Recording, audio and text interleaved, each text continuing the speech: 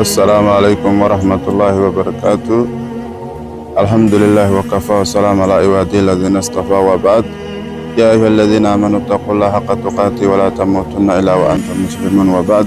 ولا ليال ميرا ما تسحسوسنو غير نفقست إن غير كدام بيت واي غير حق واي marka meera ina mawduuc yar nasku jeediyo nafsada inafta walaala inkirin saddex luuqadana ku sajeediyo af Soomaaliga maaymaaytiidaan af Soomaali adig iyo English saddex sara ina mawduuc ku sajeediyo وبعد walaalayaal maanta waxaan jeclahay inaan nafsada inafta walaalaha igu xiran inaan soo xasuusiyo nafsada inafta walaalaha inaan is xasuusino naf kasta inay geeri ka dambayso waayo noloshada waa xaq dhimashadana waa xaq marka rasuulka sallallahu alayhi wasallam wuxuu yiri akthuru min dhikri hadhihi ladak xasuusnaada macmaangooya waayo waxa waaye geeri samber waa inaan is xasuusino nafsa waxay u baahan tahay in la xasuusiyo inay geeri ka dambayso waayo naftu ina nafsu la amaratu bisu naftu wanaag kuma farmayso maan bay ku diraysaa marka adiga la rabo inaa naftadaada maanta ka ilaalishid waayo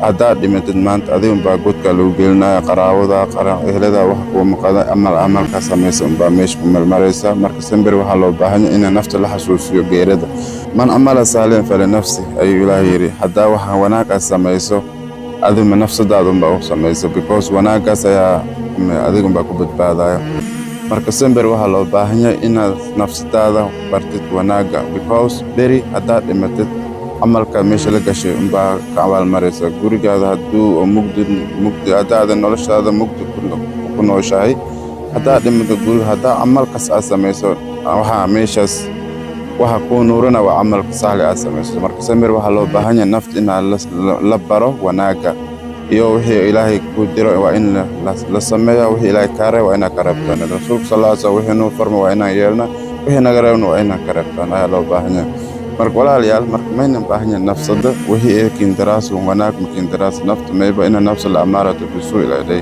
nafta wanaag makindaraas xumaan la kindaraas marka adiga rabo ina nafsada oo barto wanaag waayo ina dhan intaas dambeeyaan dadkan dhan rabaa ina nooladan inkasta ki ay ahay inta dhimada la duuy ki aaw ahay inta ka jir walaala ka jir inkasta si uu nool rabaa ina noolaa laakiin waqtiga dhamaad ee la soo marka samber maylan baahan yahay ina nafsada xasuusudo sunna waa ina nafsada qabuuraha suuqto sunnada waa nafsada ay xasuusiyo ina guriga dhabta inta ay waa hadda ta guri $1 milyan degan ama $4,000 degan intaas milyan intaas kuma degan wax malka jid gurigana dhabta waa kan waa dadkana dhan rabaan ina nooladan laakiin waqtiga dhamaad saas dartis iyo maanta marka may rabaan in xasuusiyo min nafsada xasuusiyo ina geerinin ka dambeyd marka samberi oo aan ku weelno nafta mayba wanaag ma bakin faramaas rasuulku sallallahu alayhi wasallam day wanaag nafta ma kin fara wanaag adil raw ina nafta barto ma jecel laakiin adil raw marka salaaso amal marka soo kooyto dawuusuto isaga jilo mazaayid barto nafsada ma jecel laakiin adil ina raw ina barto qasabto because nafta wanaag ma kin faramaas samberi may raw ina isxasuusuna geerida يا إلهي ما يبنى الله القرآن قال يا أيها الذين آمنوا اتقوا الله بنادين كندك إيمانك لك هلو اتقوا الله إلهيك أبسد حق تقاته أبسد رب إلهيك أبسد ولا تموتن اندمت إلا وأنتم مسلمون اسمك مسلم أهان اندمت مسلم ماذا ما يبوا به إلهي نين برامي نوال ما به نين كراب محلها سوي مركا والكا جاب برسطو هدو مركا ميل مكمل مراس so my reminder today is that I want to remind myself to you guys who's connected to my channels. Today I'm here to remind myself to you guys that every soul shall taste death. So when you die, it's only you is gonna be in this grave. Whatever good deed you did, whatever bad deed you did, you're gonna be rewarded in here. Wow, now we are alive, we have everything, but the life we have, wherever you have it, we have to take advantage because everybody that is buried over here, they all still want to be alive. But the time is up. That's why Allah subhanahu wa ta'ala say يا أيها الذين آمنوا اتقوا الله وقولوا قولا سديدا. When you're talking, speak the nice so that it's going to be counted as a good deed. So whatever good deed you see, whatever good deed you do, you're going to be rewarded. Whatever bad deed you did, you're going to be rewarded. That's why Allah subhanahu wa ta'ala says فَمَنْ يَعْمَلْ مِثْقَالَ ذَرَّةٍ خَيْرًا يَرَهُ وَمَنْ يَعْمَلْ مِثْقَالَ ذَرَّةٍ شَرًّا يَرَهُ. Whatever good bad deed you did, even if it's little than salt, you're going to get rewarded. If it's little than If it's bad or good, you're gonna be rewarded. Allah sees everything. So He's testing us. This life is all test. So we have to take advantage while we are alive, because when we die, we never gonna come back. Everybody wanna be alive, but when your time is up, Allah subhanahu wa ta'ala says, whenever somebody die, all his deed stops, except whatever good deed he did is gonna be rewarded in afterlife. So walali almen sasusuene gere sember melen bahina ina isa susuno. Marka may balem bahanya sember ina nafta asusudo ina adega marakta melang antahan le rok mawal kalmi rok sember melen bahanya ina gerida hisabtono sudi ina marakta beri hiso be fati galap hiso be fati ke sabton mel kada hade dur ke der ton ke sabton tan asar deras mel kada hade marakta asar ke derti ke sabton dan maqrab ke deras sember sas ina nolana la raw marka sember melen bahanya ina inago nafsataino barno o kaadadan o iyaga wanaag nindiroyd ina meel rabno o kumaan nindiroyd ina kareebna wanaag sembir ina kataadano dhanbaan waxaan inta dugun dhan waa aruur yar waay kuwa qaar may ka dhimidaan uurkii caadi ay ku jiraan ka dhimidaan kuwa qaar may dhimidaan iyagoo da hal sano jirta ama 6 bilood ka jirta ya dhimidaan marka alladina idaa asaabahum musiibahum qaaluu inna lillahi wa inna ilayhi raaji'uun wax kasta waa waqti ilaahay dhan shaki kooyaan geeri hanagu to wax kasta marka ilaahay dhan shaqo qoonsan bari melen baahina ina nafsataan hasuusno ina geerida ina da'an lahayno sanad lahayno uurkii aada ka jirta dhimadaas adoo 1 bilood jirta dhimadaas 1 sano 2 sano inta sanad ka dhimadaas marka melen baahina ilmaha yar bas indhimada inaga kuwiin marka udaamalad ilmaha yar dhimada dadku wiin kana dhimada soo melen baahina sembere ina dhano marka dhimadaan marka ilaahay Allah subhanahu wa ta'ala may balay sembere xasuusnaada geerida sinsideeras meel almeele roobtan daali jirtan sinsideeras so markas meelen baahin ina nafsa la xasuusiyo geerid nafta makin faramaas wanaag makin faramaas humaan lakin daraas rasuulku sallallahu alayhi wasallam markii may boo oo maaragtay jannada iyo naarta la shal tusi maysa aragay naartu ku kusubsan may dhaxyaale wax kasta nafta jecel naarta dhaxyaal jannadana may dhaxyaale wax kasta nafta naabanta ya dhaxyaal marka meelan baahanya ina wanaaga barto nafta because nafta wanaag makin faramaas adil roo ina wanaaga barto semberi meelan baa ina xasuusto nafsada ina ay maaragta humaan dikin dirood ina humaan tawhiilka laka halaw ina xasuusto nafsada wi wanaaga soo geed wanaaga si khalas ina nafsada semberi xasuusto yeelan baahanya marka I'm here to remind myself to you guys that death will reach us any age. Death don't have no age.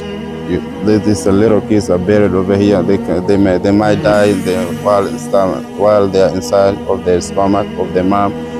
They die while they may be 1 month or maybe 1 year, just make 5 years. So the death don't have no age. So all the time we have to be prepared death, because like as someone who's travel always is ready to departure for the next flight or next hour. So we have to be like, if I make a dhuhr, am I not gonna reach us? We have to live like that, not like to live what is our life is telling us. For example, like these days, like people do like whatever they feel like doing, like they forget death. They forget like the way they live in their life. It's like they are doing like they're not gonna live. They're gonna live forever. You know, we have to remember that we will die anytime, anywhere, any second. So we have to live how Allah wants us to live. And Rasulullah sallallahu alaihi wasallam, whatever he told us, we have to obey him and then take the commandment of Rasulullah, whatever he told us, to have to follow the footsteps. Because if we start living the way our soul and our heart wants, then that's not gonna take us anywhere. So we have to teach our soul that this is not good and this is good. Whatever is wrong, you tell him this is not good. Whatever is right, this is good. That's how we have to tell our soul. So I'm here walaalayaal waxaan rabaa inaan xasuusino nafsadayda nafta walaalaha igu xiran semberi inaan xasuusino geerida ama laha adoo yarta dhimane adoo aloosha hooyada ku jirta dhimani kartaa adoo 1 sano ama 1 bilood ama 3 bilood inta ilaah kugu soo tirgalo baan roonal kartaa marka waxa loo baahan yahay semberi nafta wanaag ku farmayso waxa loo baahan yahay adig wanaag aad bartid oo ka reebtay wax xumaan ku darees nafta waayo marka humaan bay ku diri mooyna wanaag kuma farmayso semberi waxa loo baahan yahay in adig wanaag aad bartid waayo haddaad wanaag haddaad bartin nafsadaada adigay dan ku tahay, haddaa humaan aad bartin aday dan ku tahay. Laakiin muhiimaddu waxaa waaye inaad sanberi waxyaalaha oo khayrka ah faafisid aanu ku dhaqantid ayaa loo baahan yahay. Waayo maanta haddaa khayr samaysid adigay ku anfacaysaa.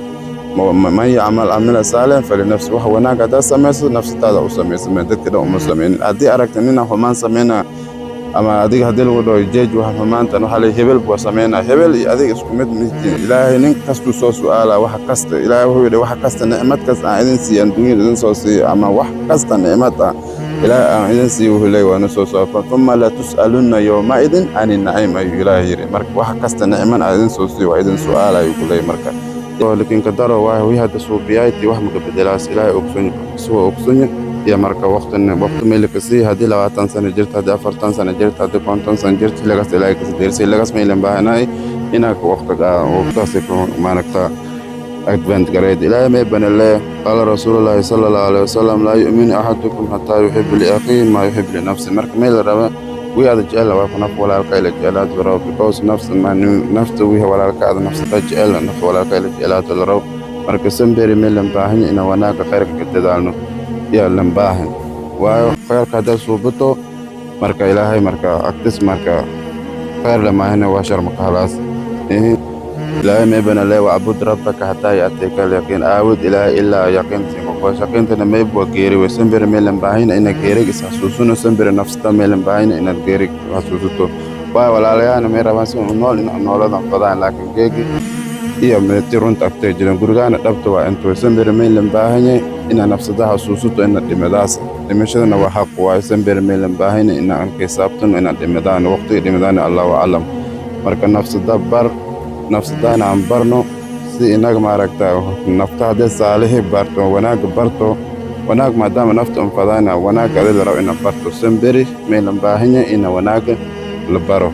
الذين إذا أصابهم مصيبة قالوا إنا لله وإنا إليه راجعون. marka wax kasta ilaahay dhan shaqo kooyaan masiibo wax kasta ilaahay dhan shaqo kooyaan meelan baahanya wiidhag ilaahay dhan shaqo kooyaan ilaahay ka saanadaan sanbir meelan baahina ina inaga wanaag ka shaqeyno oo maaragta ficilad maan inaas ka dhaafno intaas rabaa inta walaalahay is xasuusino nafta nafsaday ma istirtaaramena ina geerida xasuusino waqti kasta waa geeriya ninka dambeeyay geerida may waa waqti ilaahay masiina waqtaas dhimadaan ma dhan sanadkan hala hadii deerto dhimadaas ma dhan sanbir meelan baahina inaga oo waqti kas istiyaar ahaan sida maaragta nin qof safar aan baahay malad elborka duru diyaarada kala suguusi istiyaaran ay diyaarada kala kor ama saas inay iska diyaarino waqti kas inaga dhimadaan.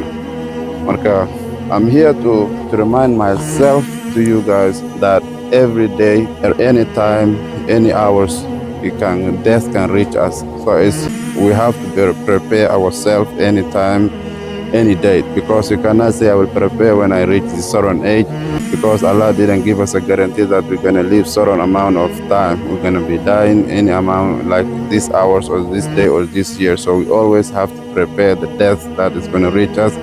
Allah said no matter where you are in this earth, you're gonna reach.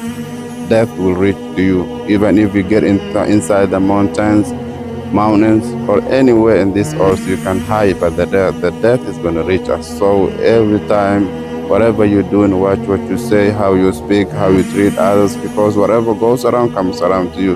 So whatever good deed you do, you're going to be rewarded. So if you see example some good talk or anything that beneficial, if you share with the other brothers, it's like you sharing a da'ir al khair kafa'il, be like you have to share the goods. So that's how you have to be. walaalayaal waxaan rabaa inaan xasuusino maalintan aniga waxaan xasuusinaa nafsadee iyo nafta walaalahaba inaan geerida naf kastoo geeri inay dhidhiminayso. geerida waxaa loo baahan inaan isku diyaariyo si safarka qof ku jiro ama waayo qofka safar hadduu ku jiro meeshuu tarasadka tahay wuxuu sugaa diyaarad ama gaari ahaada meeshaas waxyar suu jiya wuu sii baxaya. marka waxaa loo baahan yahay sanbir in adiga diyaar ahaatid. waxaa la isku diyaarin karaa khayraad inaad samaysid. waxaa loo baahan yahay wixii wanaag ah inaad samaysid, wixii shar ahna inaa wanaagba ku ahan inaad iska reebtid.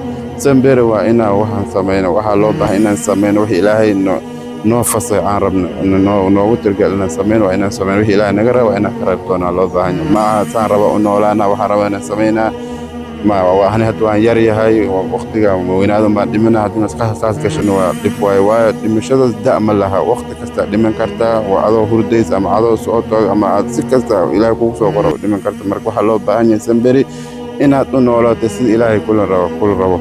Ha u noolaan si aad naftaada rabto inaad u noolaatid. Samberi walaalkaaga khayrka far, wax hadda aragtid oo shalay walaalkaaga samaynaya u sheeg walaalo waxaan qalad baa qalad ku hamanin adigoo wax kala samayn waa xanta ma fiicno. Walaalka hadduu maanta khayr kula soo wadaa khayrka adigana waa nasiib faafisa loo baahan yahay maaha inaad ka sheekaytid ama waxay hal humaan aad ka aragtidna maanta nasiib faafisa waa laga fiican yahay. marka Samberi waxaa loo baahan yahay addaa'ir wala khayrka faa'il bi rasuul sallallahu alayhi wasallam yiri waa khayrka hala faafi khayrka ninkii faafi isagoo khayrka samee amal wal madiyah marka intaas saraba inaan soo xasuusiyo walaalayaal khayrka hala farmo khayrka hala faafiyo khayrkana aan ku dadaalno nafsadana aan khayr aan barno. ilaahay waxaan ka baryaa inta meesha ku duugan oo yar iyo weyn inuu ilaahay jannada firdaws ala ilaha geeyo qabrigooda alla waasa alla ugu dhigo. ربنا آتنا في الدنيا حسنة وفي الآخرة حسنة وقنا عذاب النار. ربنا لا تزغ قلوبنا بعد إذ هديتنا وهب لنا من لدنك رحمة إنك أنت الوهاب. وصلى الله على سيدنا مولانا محمد وعلى آله وصحبه وسلم. السلام عليكم ورحمة الله وبركاته.